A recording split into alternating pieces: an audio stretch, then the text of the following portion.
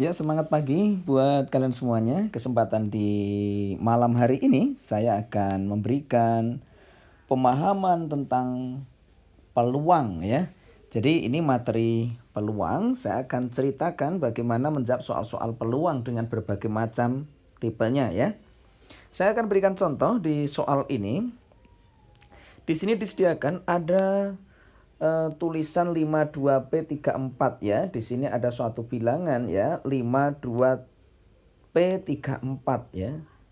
Nih di sini bilangannya 52P34 ya. Adalah suatu bilangan yang terdiri atas 5 angka ya. Peluang bilangan tersebut habis dibagi 6. Nah, kalian di sini harus memahami apa arti habis dibagi 6. Habis dibagi 6 itu adalah habis dibagi 2 dan habis dibagi 3. Nah, ini jadi apa habis dibagi 2? Habis dibagi 2 itu ciri khasnya adalah digit yang terakhir. Ingat, digit yang terakhir harus bilangan genap ya. Apa arti habis dibagi 3? Habis dibagi 3 punya ciri khas jumlah digitnya ya, jumlah digitnya merupakan kelipatan 3 ya. Ini jadi jumlah digitnya kelipatan 3. Jadi harus memenuhi syarat itu. Apa habis dibagi 2? Angka terakhirnya harus genap. Genap itu siapa saja? Genap itu ya maksudnya dari 0, 2, 4, 6, 8 ya. Itu adalah genap. Kemudian habis dibagi 3 itu artinya jumlah digitnya kelipatan 3. Nah, sekarang kita akan lihat di sini. Di sini angka terakhir adalah angka 4 nih ya. 4 itu sudah genap, berarti dia sudah memenuhi syarat ya. Jadi ini sudah memenuhi syarat bahwa dia habis dibagi 2. Jadi ini sudah 4 itu sudah memenuhi syarat. Nah, sekarang kita tinggal cek habis dibagi 3. Habis dibagi 3 berarti jumlah digitnya. Ini kita lihat jumlah digitnya berarti 5 ditambah dengan 2 ditambah dengan P ditambah dengan 3 ditambah 4 harus merupakan kelipatan 3. Nah, ini pedoman ya. Pedoman yang wajib dipegang di sini ini ya. Sekarang kita akan hitung dulu. 5 tambah 2, 7. 7 tambah 7 berarti 14 ya. Jadi P ditambah 14 itu bagaimana agar dia merupakan kelipatan 3. Nah, kita ambil. Ini kita ambil PP-nya. Lah, P-nya diambil dari mana? Diambil dari suatu angka ya. Ini diambil dari angka. Angka siapa saja? Angka itu ya dari 0, angka itu ya 0, 1, 2, 3 dan seterusnya sampai 9. Nah, itu adalah angkanya. Jadi angka itu 0 sampai 9. Nah, sekarang kita coba andai kata 0 ya. Andai kata kita ambil 0 ke sini. Maka 0 itu dimasukkan ya. 0 ya ditambah 14 hasilnya 14. Apakah 14 kelipatan 3? Ternyata tidak. Oh, berarti kalau begitu 0 itu bukan ya. Andai kata 1 ya. 1 ditambah dengan 14 ternyata 15. Ternyata dia kelipatan 3. Berarti betul. Berarti 1 itu betul ya. Kalau 2 tambah 14 ya. Kalau misalkan tak ambil 2, kita ingat-ingat ya. 2 berarti jadinya kalau 2 tambah 14 jadi 16. Bukan kelipatan 3. Oh, berarti jelas salah. Oh, ini 2-nya salah ya. Bagaimana kalau 3 ya? Kita masukkan 3. Jadi 3 ditambah 14. Wah, ternyata 17. Ya berarti bukan 3 itu ya. Ini andai kata 4, kita ambil 4 ya. 4 tak masukkan, saya ganti 4 ya. Maka hasilnya adalah 18. Apakah 18 itu kelipatan dari 3? Betul. Oh ya, nih andai kata 5 gitu, cek ya. 5 tambah 14 19, jadi bukan ya. Andai kata 6 ya, 6 tambah 14 20 juga bukan ya. Ini semacam itu kita urutin aja nggak apa-apa ya. Ini 7 ya. Andai kata 7 berarti 7 ditambah 14 ya. Jadi 7 ditambah dengan 14 hasilnya 21. Kelipatan 3 jadi betul ya. 147. Andai kata tak ambil 8. 8 andai kata tak masukkan. Ternyata 8 ditambah 14 22. Oh bukan. Oh berarti kalau gitu 8 itu bukan ya. Sekarang tinggal 9. Apakah 9? 9 ditambah 14 hasilnya 23. Oh bukan. Berarti kesimpulannya adalah yang dia kemungkinan akan menghasilkan kelipatan 3 adalah 1, 4 sama 7. Berarti kesempatannya adalah di sini peluang bilangan tersebut habis dibagi 6 kemungkinannya hanya 3. Siapa? 1, 4 sama 7. Berarti kalau gitu ada 3 dari isinya 9. Ya, jadi 3/9 artinya adalah bukan 9 tapi 10 ya, dari 0 ya. 0 sampai 9 itu berarti ada 10 ya. Berarti totalnya ada 10. Jadi ruang sampelnya itu ada 10 di sini ruang sampelnya. Maka di sini adalah pembaginya bukan 9 tapi pembaginya adalah 10 ya. Jadi 3/10. Nah, 3/10 itu yang mana? Ya kita cari 3/10 berarti jawabannya adalah yang A ya. Maka jawabannya adalah yang A. Nah, ini dipelajari konsep ini, penting ya. Sekarang saya lanjutkan. Tersedia 15 kunci berbeda ya. Ada 15 kunci berbeda. Ada satu kunci yang dapat digunakan untuk membuka sebuah pintu. Kunci diambil satu persatu tanpa dikembalikan. Peluang kunci yang terambil dapat digunakan untuk membuka itu pada pengambilan ke-10 ya. Jadi pada saat pengambilan ke-10 baru berhasil. Nih, bagaimana tekniknya ya? Berarti logikanya karena ada 15 kunci. Ada 15 kunci, berarti ada kunci yang pertama, kedua sampai pengambilan ke-10 ya. 1, 2, 3, 4, 5, 6, 7, 8, 9 sampai pengambilan 10 itu adalah berhasil ya. Berhasil. Yang lainnya gimana? Gagal ya. Ini gagal ya. Ini gagal semua di sini nih. Ini gagal semua. Nah, baru pengambilan ke-10 itu berhasil. Yang berhasil ada 1. Berarti caranya bagaimana? Caranya adalah gagal. Ini saya ngambil kunci 1. Ya, ngambil kunci 1 dari berapa kunci? 15. Oh, berarti gagal ya kan? Jadi kegagalannya ngambil 1 dari berapa? Dari kegagalannya di sini ya. Kegagalannya ya ngambil kunci pertama 1 gagal. Yang berhasil kan 1, berarti ada 14 di sini yang gagal tuh ya. Jadi ada 14. Saya ngambil 1 dari 15, berarti kegagalannya adalah 14/15. Oh, jangan lupa loh, kegagalannya itu 14/15. Kalau berhasil ya 1/15 ya. Jadi kalau ada 15 di sini awalnya adalah, tak ulang lagi ya, nih biar paham ya. Ini peluang berhasilnya karena ada hanya 1 kunci. Peluang berhasilnya ya 1/15. Lah peluang gagal berarti 14/15. Nah, kemudian saya ngambil yang kedua ya. Otomatis yang kedua itu adalah peluang kuncinya tinggal 14 karena sekarang tidak dikembalikan ya. Ini tanpa dikembalikannya, ada istilah tanpa dikembalikan. Berarti 1 kunci saya buang. Berarti kuncinya tinggal 14 di sini. Nah, tinggal 14. Dia gagal ya berarti 13. Ini gagal lagi ya berarti ini tinggal 13. Kuncinya tinggal 12 gitu ya, berkurang terus ya. Ini berkurang terus berarti ini jadinya tinggal 12. 11 tinggal 2 11 ini jadi 10 gitu ya. Berkurang terus toh jadi 10. Ini tinggal 9 ya. Ini 9 ya, ini tinggal 8 ya. Nah, di sini 8 ya berarti ini tinggal 7. Berarti ini 7, maka ini di sini tinggal 6 ya. Nah, dia berhasil. Lah berhasil itu kan hanya 1 ya. Berhasil itu 1 berarti 1/6 berhasilnya ya, karena kuncinya tinggal 6.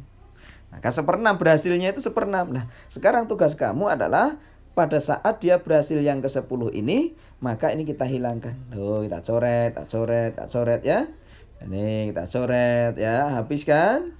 Maka keberhasilannya sekarang tentunya tinggal 1/15 ya. Jadi jawabannya adalah 1/15 berarti ada di C. Jadi 1/15 pada saat pengambilan yang ke-10 ya.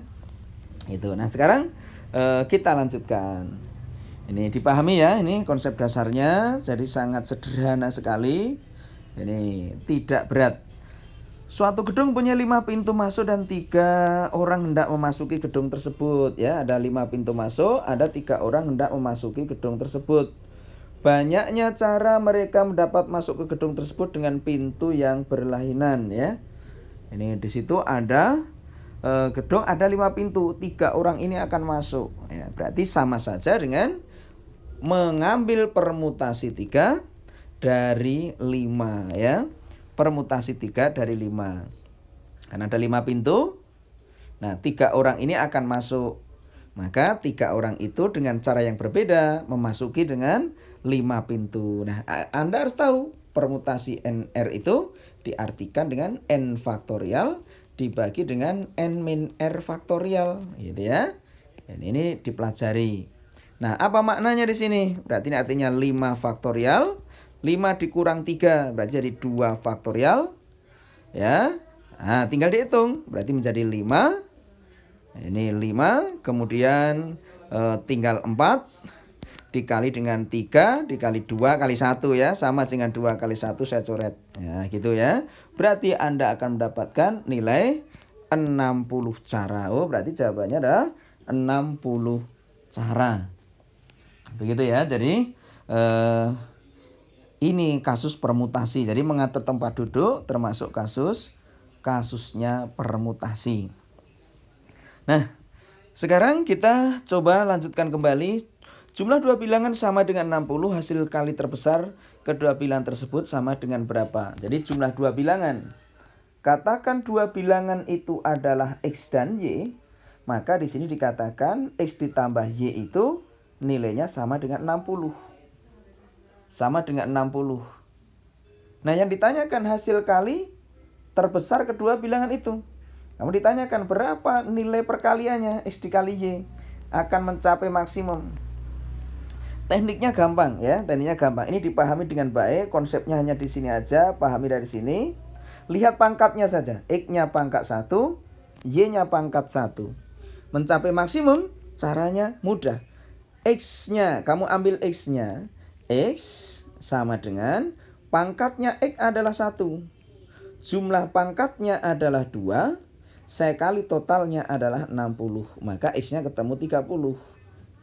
Nah, kalau X-nya ketemu 30, otomatis Y-nya juga 30 ya. Maka Anda akan mendapatkan hasil perkaliannya 30 dikali dengan 30 menghasilkan 900 ya. Oh, berarti jawabannya adalah yang C. Saya akan berikan tambahan contoh ya, pemahaman ya.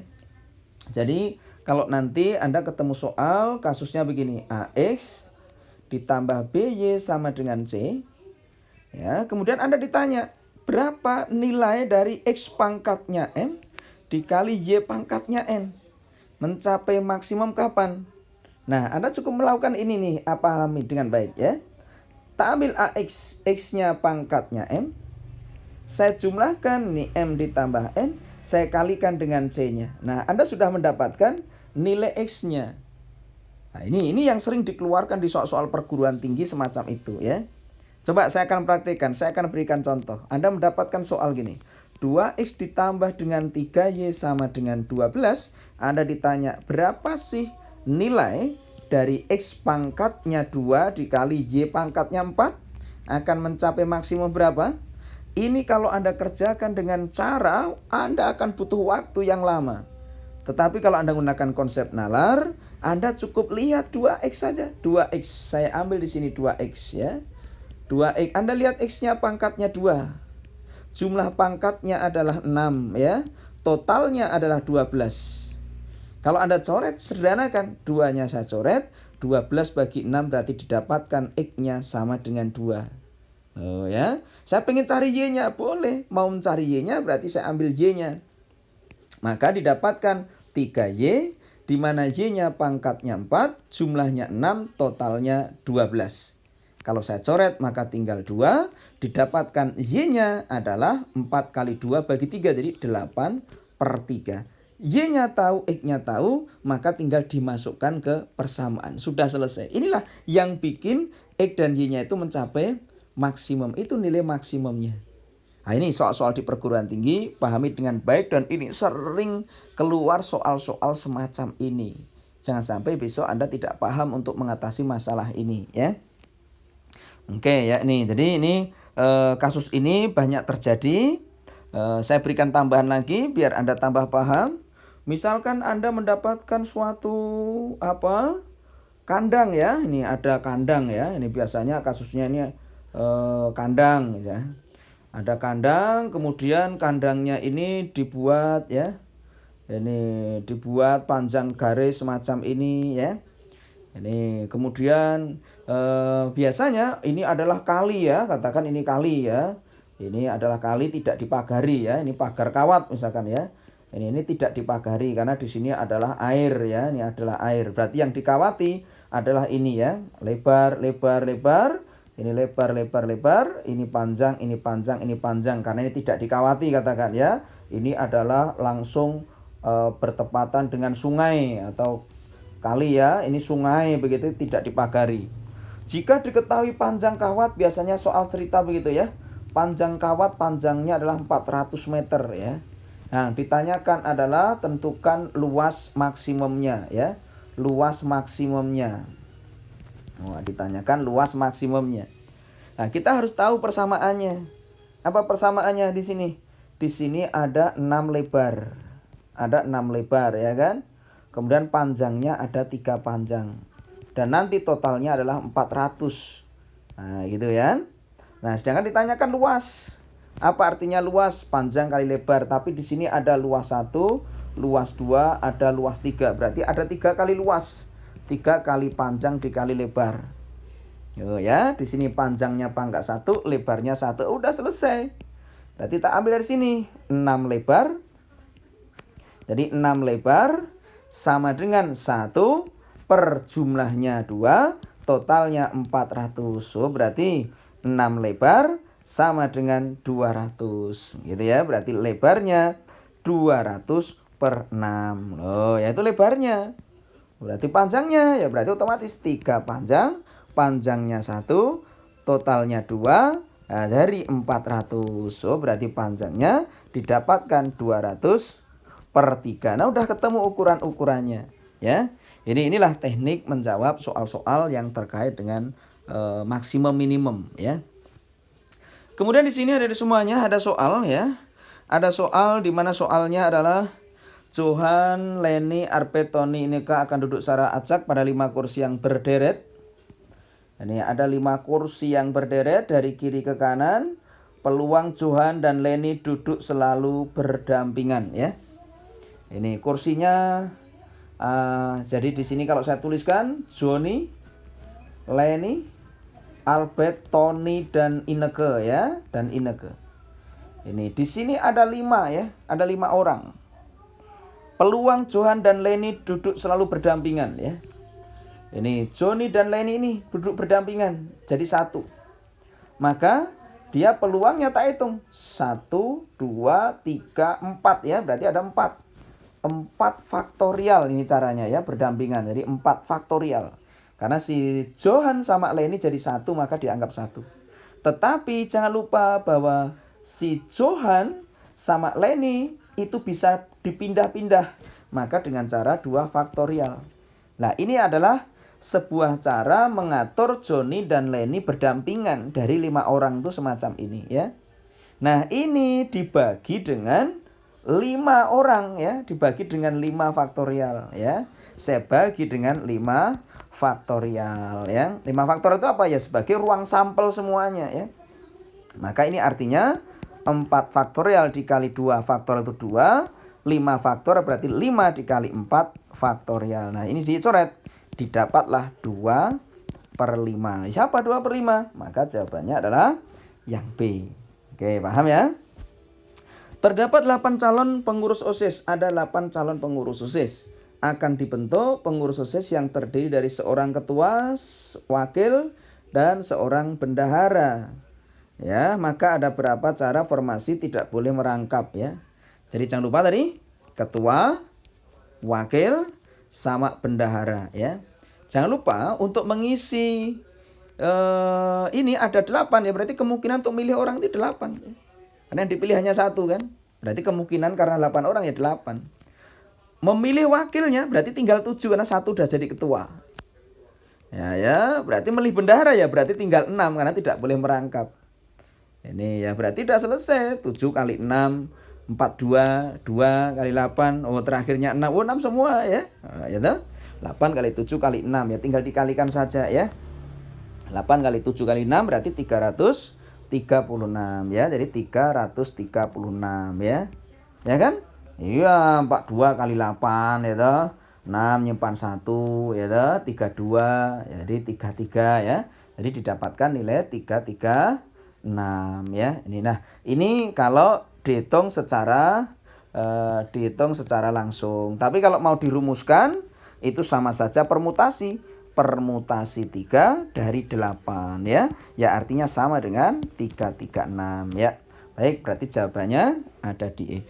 Demikian untuk pembahasan kuis di malam hari ini. Semoga pembahasan ini memberikan manfaat buat kalian semuanya. Sukses selalu buat kalian semuanya, baik untuk UTBK 2022 maupun yang mau tes untuk dalam waktu dekat ini di tahun 2021. Sukses selalu. Assalamualaikum warahmatullahi wabarakatuh.